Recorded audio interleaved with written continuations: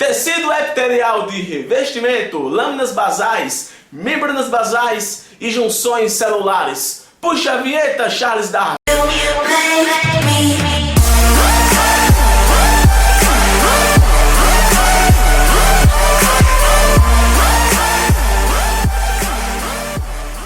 Fala galera maravilhosa, seja bem-vindo a mais uma aula aqui no meu canal Biolodúvidas, onde toda quinta ou toda terça eu posto para vocês aulas de biologia aqui no meu canal. Lembrando que são aulas de ensino fundamental, aulas de ensino médio e aulas de ensino superior. Aulas de todo jeito, beleza? Hoje eu vou estar aqui comentando para você, compartilhando para você tecido epitelial de revestimento. Aqui no meu canal já tem uma aula de tecido epitelial glandular. Vou estar deixando aqui embaixo na descrição o link para você depois ir lá assistir.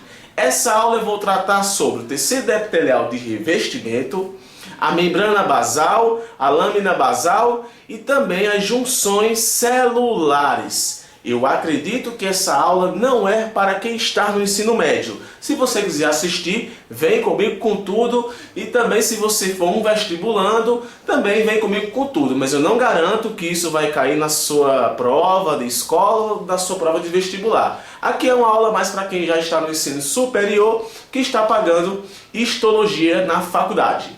Lembrando que as informações que eu vou estar falando aqui são do livros de Junqueira e Carneiro.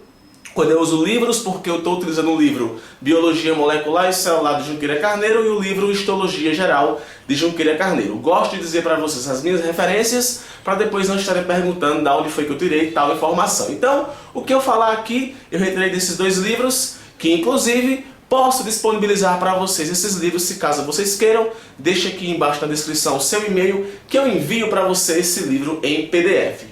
Então vamos lá conhecer aí as características desse tecido epitelial de revestimento. Eu não vou estar falando sobre pele, e sim apenas do tecido epitelial de revestimento e das estruturas que não surgem a partir desse tecido, mas são necessárias para esse tecido, que é a membrana basal, a lâmina basal e também uma das principais características desse tecido, que vai ser a justaposição, e por conta disso, as junções celulares. Então, pega aí o caderno, pega a caneta e vem comigo aprender essa bagaça agora. Beleza? Pegou o lápis, pegou a caneta, papel? Então vem comigo aprender aqui, ou melhor, né? Vem comigo conhecer as características desse tecido epitelial de revestimento, que são fodas demais. Olha só, na condição de tecido epitelial, é claro, algo importante você deve lembrar, né? A origem desse tecido epitelial vem da ectoderme, da mesoderme e da endoderme. Ou seja,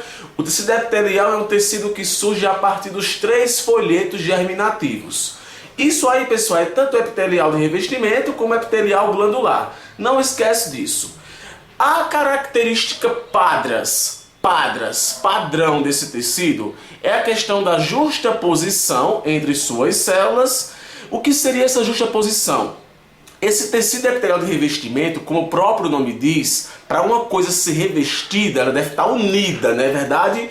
Então essa adesão, essa união que existe entre as células, recebe o nome de justaposição, ou seja, as células estão justapostas. Isso aí faz parte de uma das características do tecido epitelial de revestimento.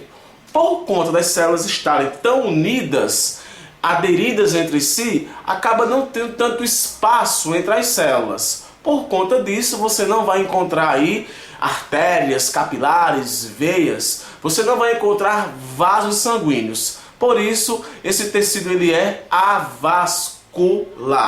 Beleza? Basicamente, todo o tecido epitelial de revestimento, é claro, é apoiado sobre um tecido conjuntivo. Não esquece disso. Sempre o tecido epitelial ele vai ser apoiado pelo tecido conjuntivo. Quem vai nutrir o tecido epitelial é o tecido conjuntivo. E outra coisa, olha para mim. Quando eu utilizo a expressão tecido epitelial de revestimento, é porque essa porra ela vai revestir tanto partes externas quanto partes internas do meu corpo. Então, às vezes, você vai estudar tecido epitelial de revestimento e seu professor, olha para mim, só fala sobre pele. A pele é importante, reveste e tal, tudo mais, tem lá a endoderme, assim, assado. Mas entenda uma coisa, meu querido. Existe também o revestimento interno do seu corpo. Ó, isso aqui, ó, revestimento. A parte de dentro do meu corpo é revestimento. E todo esse revestimento, quem vai garantir ele é o tecido epitelial de revestimento, que vai ter essa característica aí de justaposição e vai ser avascular. Olha aqui que bacana essa imagem de microscópio eletrônico, de uma foto de um tecido epitelial de revestimento pseudo-estratificado cilíndrico ciliado com células caliciformes. Células caliciformes, eu não sei aqui onde é essa região, mas provavelmente deve ser no trato digestório ou no trato respiratório. E olha aqui essa setinha aqui, ó, esse aqui onde eu estou apontando é o tecido epitelial de revestimento. E sempre atrás desse tecido vai existir o tecido conjuntivo que vai estar nutrindo a esse tecido aí e vai estar fazendo várias outras coisas. E você não faz ideia o quanto o tecido conjuntivo ele é influente nas funções do tecido epitelial, beleza? Olha aqui outra imagenzinha bacana. Epitélio de revestimento cilíndrico pseudo-estratificado, ciliado, mas cílios eram difíceis de se encontrar. Então aqui você vai encontrar poucos cílios, mas acaba sendo um epitélio de revestimento do epitélio respiratório. Então provavelmente aqui também devem ser células caliciformes. Então essas imagens eu coloco já para você perceber que o tecido epitelial ele vai ter essa capacidade de sempre estar revestindo algo. Aqui eu utilizei a expressão pseudo-estratificado. Isso porque quando eu vou falar sobre tecido epitelial de revestimento, na maioria das vezes, eu já vou estar classificando como ele é, ou de acordo com o formato da sua célula, ou de acordo pelo número de camadas. Dessa forma, você deve entender uma coisinha bem nível médio, que é com relação à classificação desse tecido, mas tanto eu como você sabemos que existe muito mais coisas além disso daqui. Então, de um modo mais simples, a classificação de tecido epitelial de revestimento ela é feita de acordo pelo número de camadas e de acordo com a forma da célula. Quando é simples é porque tem uma camada, quando é estratificado é mais de uma camada. A forma da célula pode ser cuboide, pode ser pavimentosa, pode ser prismática. Aqui, como vocês podem ver nessa imagem linda e maravilhosa, vão existir aqui os epitélios pavimentosos, ou seja, epitélio simples pavimentoso. Simples porque só tem uma camada, pavimentoso porque a célula é em forma de pavimento e assim por diante. Mas se você voltasse aqui à imagem agora há pouco que eu coloquei, aqui eu tenho epitélio pseudo-estratificado. Toda vez que você ler, escutar ou ver esse nome, pseudo-estratificado, é porque na realidade grande parte das células epiteliais de revestimento são células pseudo-estratificadas. São células que parecem possuir mais de uma camada, mas na verdade possuem só uma. Isso porque, olha para mim, uma das características das células epiteliais é porque são hiper-mega alongadas. O seu núcleo também varia, a morfologia do seu núcleo também varia muito de célula para célula. Para você ter uma ideia, na própria microscopia eletrônica, o cara que vai estar lá analisando aquela célula, ele acaba sabendo primeiro a forma do núcleo, para a partir da forma do núcleo saber que formato a célula vai ter. Se vai ser cuboide, se vai ser prismática, se vai ser pavimentosa. Mas não pense que as coisinhas são tão bonitinhas como se parece aqui nessa imagem. Beleza? Vamos agora para cá conhecer outras coisas a mais desse tecido epitelial tão massa. Olha só, eu tenho aqui essa imagem de um tecido epitelial de revestimento. Olha só, assim como você não vive sozinho, você vive em sociedade, o tecido epitelial ele também não vive sozinho. Sempre atrás de um tecido epitelial vai existir um tecido conjuntivo. Entretanto, outras coisas também vão surgir. E é sobre essas outras coisas que vão surgir é que vamos comentar agora. Olha só, o epitélio de revestimento de órgãos ocos, no caso aí o trato digestório ou o trato respiratório, é apoiado por um tecido conjuntivo. Eu já falei, sempre atrás do tecido epitelial de revestimento vai ter um tecido conjuntivo. Entretanto, nesse caso aqui, em órgãos ocos, esse tecido conjuntivo recebe o nome de lâmina própria. Então olha aqui a imagem. Eu tenho aqui um tecido epitelial, abaixo desse tecido epitelial já tenho aqui um tecido conjuntivo, e aqui eu tenho o que chamamos de membrana basal, eu vou comentar daqui a pouco o que é, mas eu tenho aqui um tecido maior que causa o apoio desse tecido, que é a lâmina própria, beleza? E olha só, essa imagem também ela nos faz perceber o seguinte: o tecido epitelial vai ter uma parte colada com o tecido conjuntivo e uma parte que vai estar voltada para o espaço ou para aquela cavidade que ele vai estar revestindo. Então, essa nomenclatura às vezes cai em textos e você não sabe o que significa, ou cai até mesmo em questões de prova. Enfim, olha só, o polo basal é aquele polo voltado para a parte do tecido conjuntivo. Então, olha só aqui, porção basal. Então, essa parte aqui voltada para o tecido conjuntivo, e o polo apical é essa parte voltada mais para a região externa, né? A região fora do tecido, no caso a cavidade ou espaço. Então eu quero falar dessa lâmina própria porque vai existir uma outra coisa que vai ter o nome lâmina que você não pode confundir, que é isso aqui agora. Olha só, lâmina basal. Na superfície de contato entre as células epiteliais e o tecido conjuntivo subjacente, há uma estrutura chamada de lâmina basal. Olha aqui essa imagem. Olha aqui comigo. Não olha para mim, olha para a imagem. Tem aqui o tecido epitelial, tem esse epitélio de revestimento, e abaixo dele tem essa lâmina basal.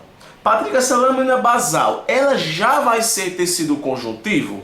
Ela vai sim ser tecido conjuntivo, mas ela vai contribuir demais para o funcionamento do tecido epitelial de revestimento. Por isso que eu resolvi colocar e falar sobre ela, que inclusive o tema da aula tem aí lâmina basal. Então vamos dar uma aprofundada nesse negócio aí. Olha só, ela é formada por uma rede delgada de fibrilas. Toda vez que você escutar, ler, ouvir, ou não sei, ver esse nome fibrilas, você deve lembrar de uma coisa, de colágeno. Colágeno é uma das proteínas, ou melhor, é a proteína mais abundante do corpo. E graças ao colágeno é que vai existir nos tecidos o que chamamos de resistência e tensão. Então essa rede delgada de fibrilas, na verdade, são disposição de várias proteínas de colágeno, sendo que vai estar também com outras substâncias a mais. Eu gosto de citar o nome colágeno porque ele é esquecido. Colágeno, você daqui a pouco, em outra aula minha, vou estar falando sobre fibras e vou falar muito de colágeno. Colágeno é uma grande família de tecido, de proteínas. Não pense que colágeno é uma proteína. Existe uma diversidade de tipos de colágenos. Dentre essa diversidade, uma pequena porção vai estar aqui formando essa lâmina basal. Olha só, quais são as principais moléculas presentes nessa lâmina basal? Eu vou ter o colágeno tipo 4.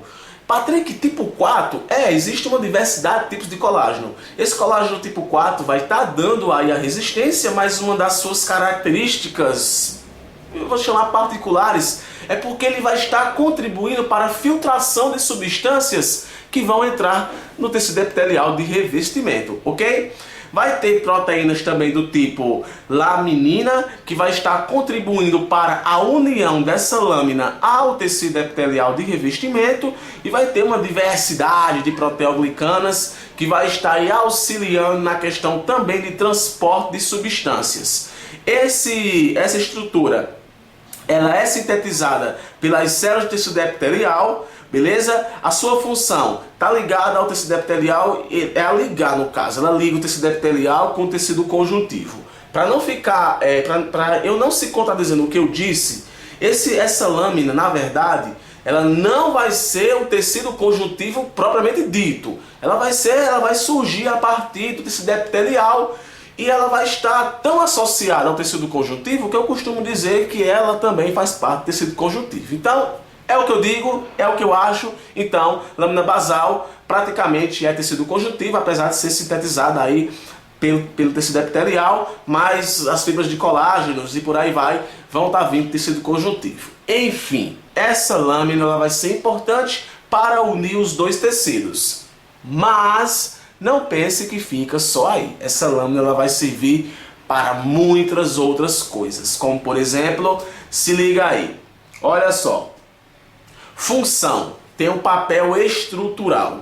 O próprio modelo, a própria conformação que vai ser esse tecido epitelial de revestimento, ele pode ser definido de acordo pela lâmina basal. Então, a lâmina basal ela vai estar contribuindo para a estrutura das células epiteliais que vão estar acima dela. Uma outra coisa, ela vai estar influenciando na polaridade.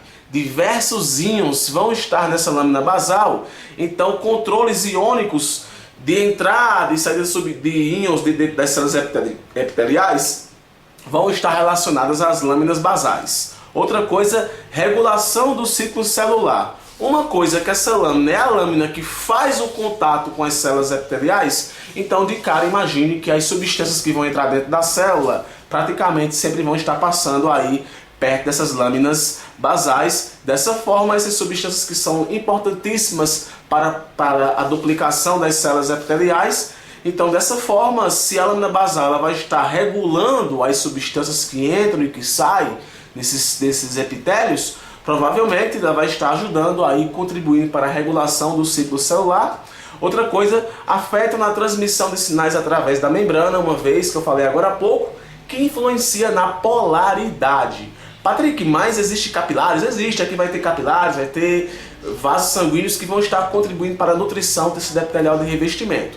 Mas a lâmina basal, de qualquer forma, vai ser muito importante. Não esquece disso, ok? Olha só, tecido epitelial, membrana basal, é o nome usado para denominar uma camada situada abaixo de epitélios. Mas tu não acabou de dizer que abaixo do epitélio vem a lâmina basal? Ei, garotinho, escuta aí. Essa membrana basal, na realidade, são duas lâminas basais que se associam a fibras reticulares. Fibras reticulares, diga-se de passagem, formadas praticamente por colágeno, em especial colágeno tipo 3, um colágeno hiper mega resistente, colágeno, de novo, colágeno, proteínas resistentes, proteínas que dão tensão, proteínas importantíssimas para a questão de expansão do tecido. Ele pode se expandir e ele acaba não sofrendo uma ruptura. Isso se dá graças aos colágenos que vão estar presentes nesses tecidos. Então, essa membrana basal, ela vai ter funções semelhantes à lâmina basal, mas ela vai ser mais resistente porque afinal vão ser duas lâminas basais. Todo tecido de revestimento vai ter essa lâmina basal?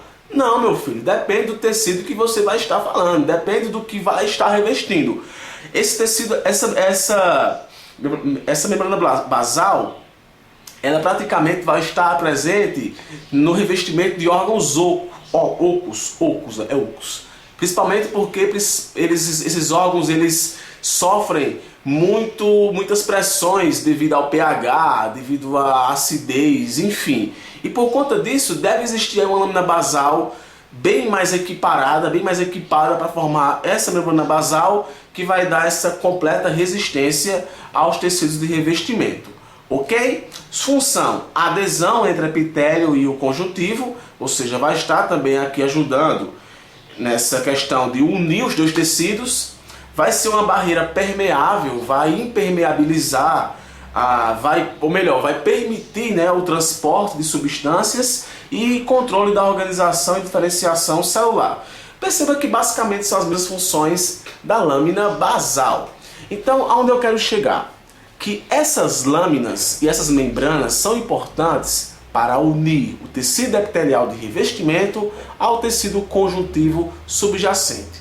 Só que elas não vão estar só ligando, como eu coloquei agora há pouco, vão estar auxiliando em diversas atividades celulares. Então não esquece disso, beleza?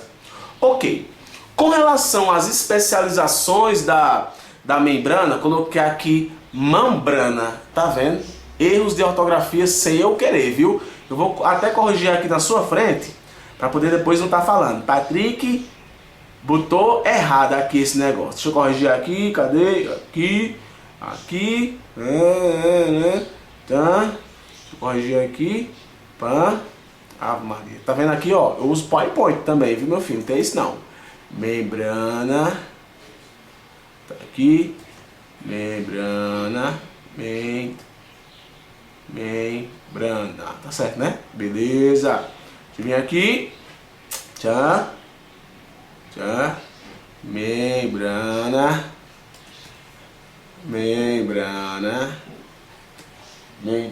Ok. Estamos aqui terminando já. Relaxa que aqui é ao vivo, meu amigão.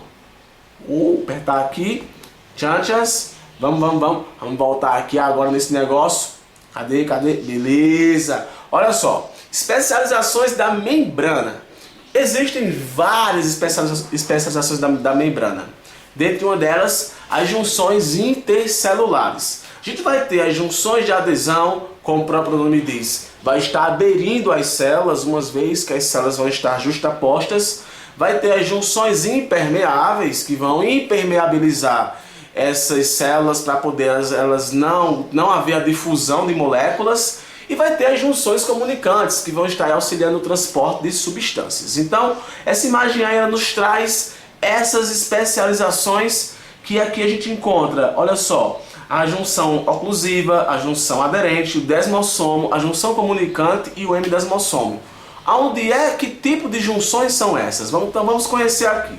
Olha só, junções impermeáveis, zônulas de oclusão. As zônulas de oclusão, gente, na realidade, elas existem para ajudar na questão da impermeabilidade.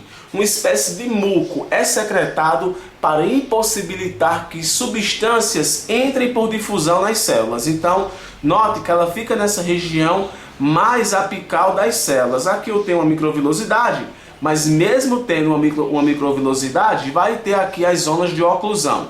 Uma outra coisa, esse termo zônula vem de cinturão, então é como se um cinturão revestisse toda a superfície da célula. Então espere encontrar isso em toda a célula, ok? Outros tipos de especialização da membrana. Opa, cadê? Ave Maria. Beleza? Ei, cadê? Oxente. Banana. Outros tipos de especialização da membrana é a junção de adesão. A junção de adesão, a gente vai ter as zônulas de adesão, vai ter os M-desmossomos e os desmossomos. Como o próprio nome diz, a adesão vem de unir as células, unir uma célula com outras células. Para haver essa união, não se engane, placas proteicas são feitas que vão ter microfibrilas que vão estar unindo as células. Além dessas placas, vão ter também outras proteínas bastante importantes para haver a adesão. Como, por exemplo, sobre as placas, vai ter a placa chamada placoclobinas e as desmoplaquinas. Isso aqui vai estar presente tanto nos M-desmossomos como nos desmossomos.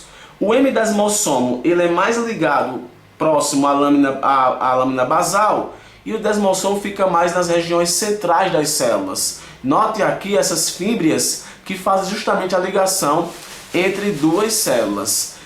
As proteínas que vão ser bem comuns a essas funções são as desmogleinas, as desmocolinas e principalmente as caderinas. As caderinas, sem sombra de dúvida, meu amigo, é a proteína mais importante para a adesão.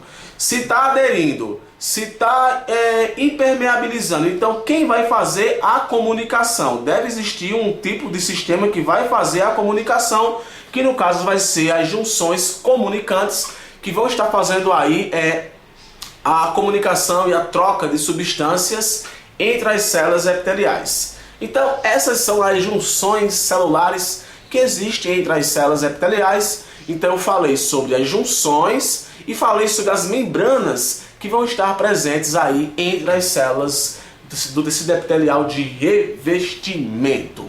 Gente, é isso. Desculpa aí desse probleminha que deu aqui, mas você entendeu, eu tô ligado. Obrigado por assistir minha aula. Não esquece de curtir, de compartilhar, de comentar se você gostou. Se você quiser o slide, bota aqui seu e-mail que eu mando para você. Se também quiser o livro Histologia Geral de Juqueri Carneiro, eu mando também para seu e-mail. Beleza? Beijo, valeu e foi boa!